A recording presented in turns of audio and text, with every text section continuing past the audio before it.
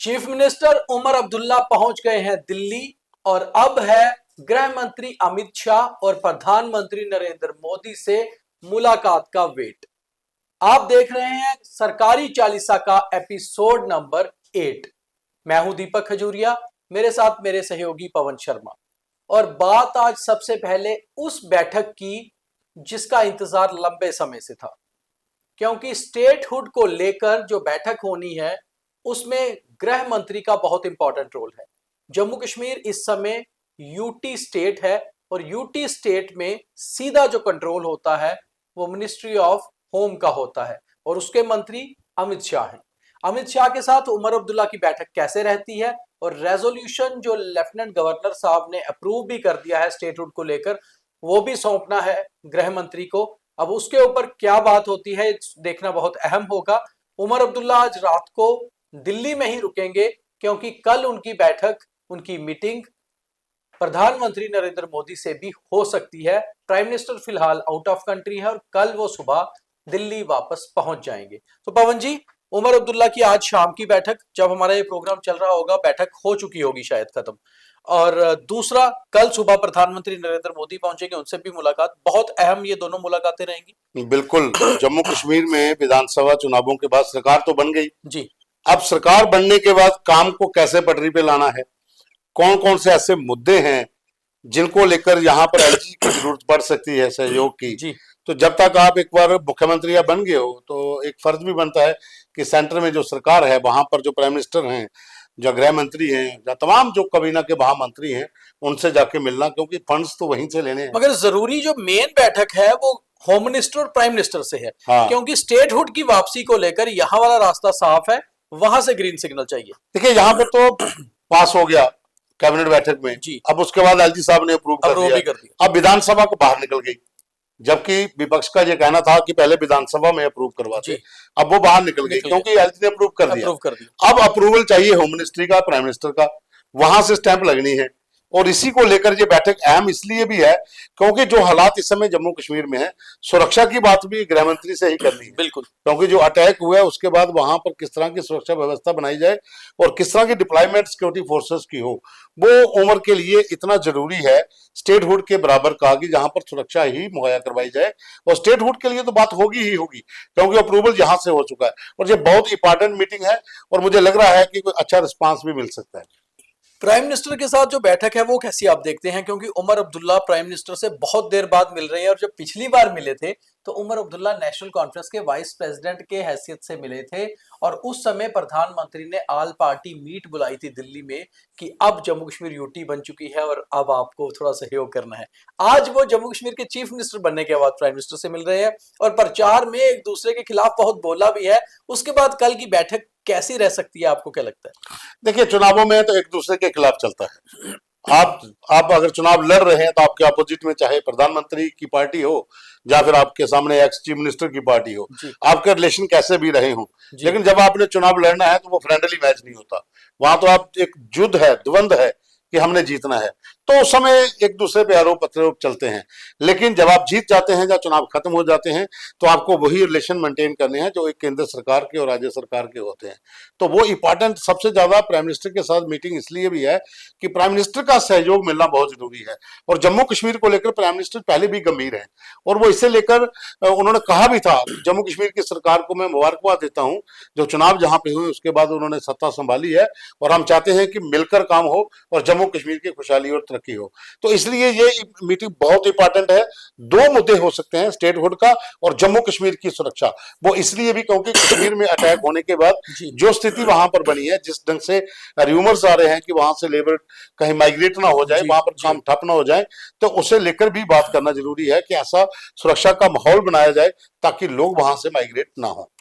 तो जिस समय उमर दिल्ली के लिए रवाना हो रहे थे उस समय श्रीनगर में लेफ्टिनेंट गवर्नर मनोज सिन्हा एक हाई सिक्योरिटी मीटिंग को चेयर कर रहे थे और क्योंकि लेफ्टिनेंट गवर्नर के पास जम्मू कश्मीर का होम डिपार्टमेंट है, लॉ एंड ऑर्डर है, इसलिए एलजी साहब ने आज एक सिक्योरिटी रिव्यू मीटिंग रखी थी जिसमें जम्मू कश्मीर के डीजीपी नलिन प्रभात, आईजी कश्मीर वीके बिरदी, उसके साथ साथ सेना के अधिकारी, सीआरपीएफ के अधिकारी, बीएसएफ के अधिकारी, आईबी और सीआईडी के अधिकारी भी मौजूद थे और उसमें ये खास तौर पे चर्चा हुई कि गांदरबल के हमले के बाद किस तरह से टेररिस्ट को ढूंढ के न्यूट्रलाइज करना है और उसके बाद सुरक्षा में क्या बदलाव करने हैं। सिक्योरिटी की पूरी तरह से एक रिव्यू मीटिंग लेफ्टिनेंट गवर्नर ने आज ली, क्योंकि अभी तक पवन जी एलजी साहब ही मुखिया हैं सिक्योरिटी के, तो उन्होंने आज एक सिक्योरिटी मीटिंग कॉल की थी और उसमें लेफ्टिनेंट गवर्नर ने चेयर की और उसके अलावा सभी ऑफिसर्स थे, कोई कैबिनेट मंत्री भी नहीं था और उमर अब्दुल्ला तो दिल्ली निकल रहे थे क्योंकि फिलहाल सरकार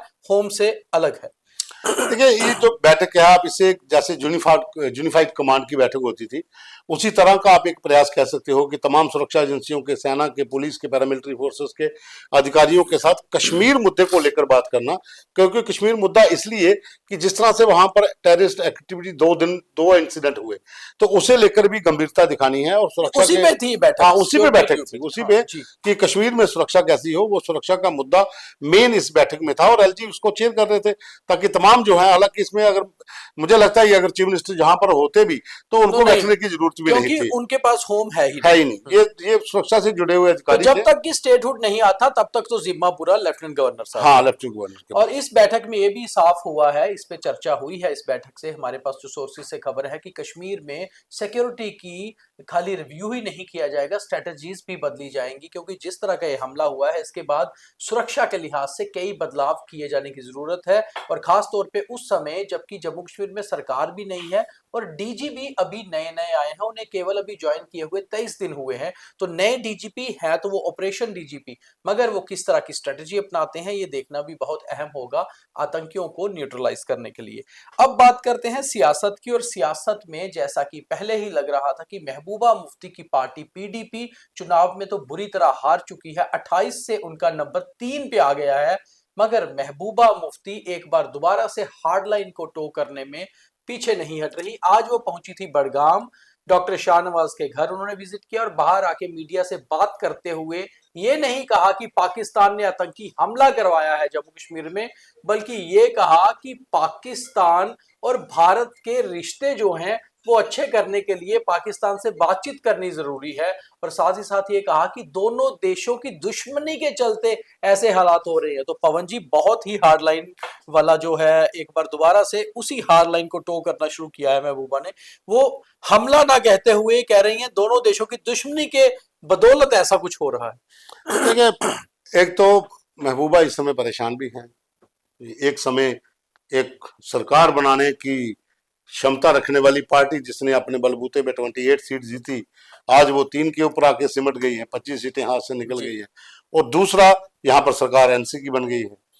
और वो पहले से भी इस तरह के बयान इनके आते हैं, हार्ड लाइन बयान तो पहले भी रहे हैं। तो ये हार्ड लाइन पे वापस आ रही है, आपको लगता है या सिर्फ अपनी पार्टी को जिंदा रखने के लिए ऐसे बयान दे? ये अपनी पार्टी को जिंदा रखने की कवायद है। बाकी इस बयान का अगर देखा जाए तो अगर उमर साहब से पूछा जाए कि महबूबा ने ऐसा कहा है तो वो इसका विपरीत ही जवाब देंगे कि वो जो कह रही है वो उनका कहने का मतलब कुछ और है।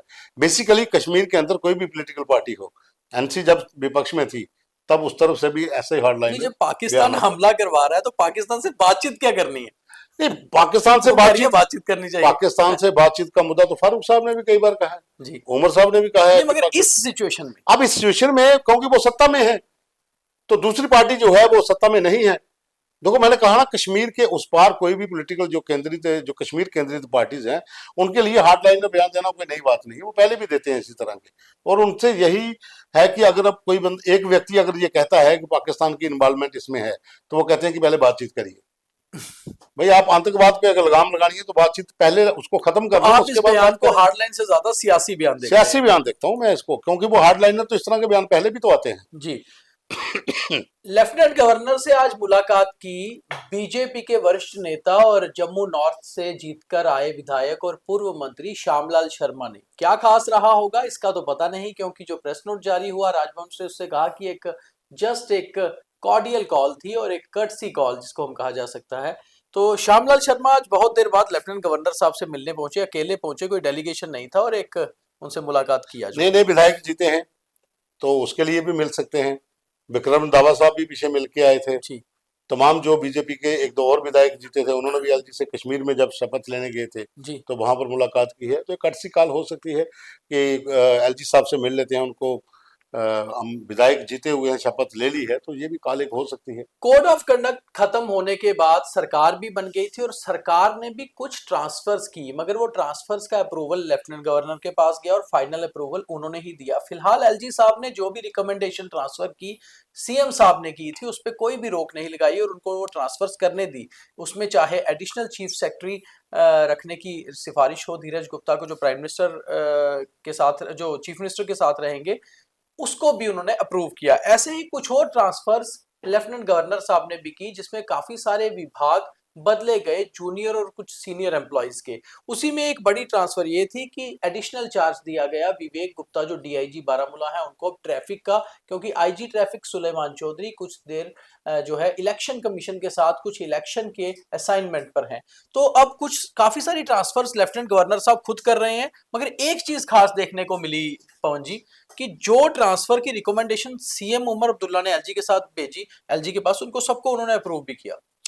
उसकी एक वजह भी हो सकती है कि ये कोई इतनी बड़ी ट्रांसफर नहीं है कि जिसका कोई सरकार के बीच में कोई इंपॉर्टेंट रोल होगा। एक पोस्ट है धीरज गुप्ता की, जिनको एडिशनल चीफ सेक्रेटरी उनको अब उनके साथ रखा गया है। तो देखिए ये तो होगा ही, क्योंकि यहाँ तो सबसे ज्यादा सुप्रीम पावर तो एलजी के पास ही है।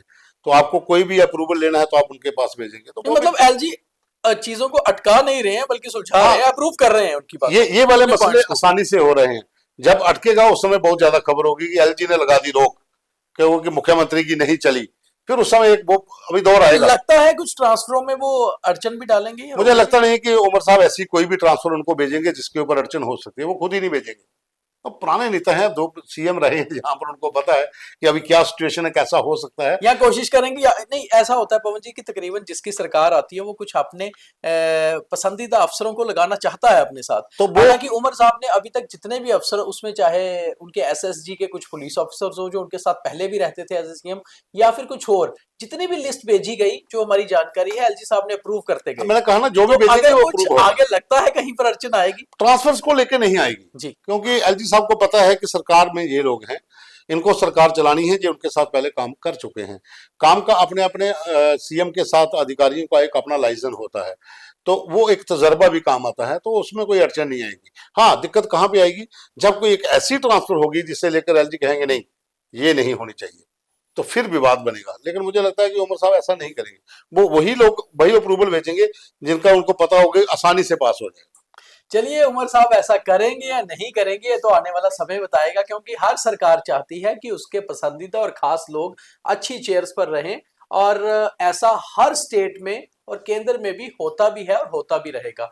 अब देखना यह है कि फिलहाल लेफ्टिनेंट गवर्नर साहब के पास जो एक्स्ट्रा पावर्स हैं वो कब तक रहती हैं, क्योंकि जब तक स्टेटहुड वापस नहीं आएगा तब तक तो पावरफुल एलजी चेयर या राजभवन ही रहेगा। मगर जैसे उमर अब्दुल्ला दिल्ली पहुंचे हैं आज, तो ऐसे में देखना बहुत अहम होगा कि आखिर उनकी जो बैठक आधिकारिक रूप से होम मिनिस्टर के साथ होनी है उसमें क्या निकल कर आता है। और उसके बाद कल एक प्राइम मिनिस्टर को भी कर्टसी कॉल होगी, वो तो खैर कॉर्डियल एटमॉस्फेयर में होगी, मगर उसके बाद वापस पहुंचकर उमर अब्दुल्ला क्या कहते हैं स्टेटहुड को लेकर, ये देखना अहम होगा। तो कल आपको बताएंगे कि ये बैठकें कैसी रही। तब तक के लिए द न्यूज रूम 24 आवाज को देखते रहिए। हम कोशिश करते हैं कि समाज और सोशल बहुत सारे इश्यूज पर आपको अलग अलग कार्यक्रम दिखाएं। हमने एक फूड व्लॉग की व्लॉगिंग कह लीजिए या फूड स्टोरीज कह लीजिए, वो भी शुरू की है। कल से आपको कुछ फूड की स्टोरीज भी मिलेंगी, अच्छी लगेंगी तो भी बताइए, और डीएम करके हमें ये बताइए कि आप किस किस फूड पर और किस किस खास जो है कुछ प्रेपरेशन होती हैं, क्योंकि जम्मू में बहुत ज्यादा लोग फूडी भी है, देखते भी हैं। आप देखना चाहते हैं, हम कोशिश करेंगे उन सबको कवर करके आपके तक पहुंचाएंगे। बहुत धन्यवाद, जय हिंद।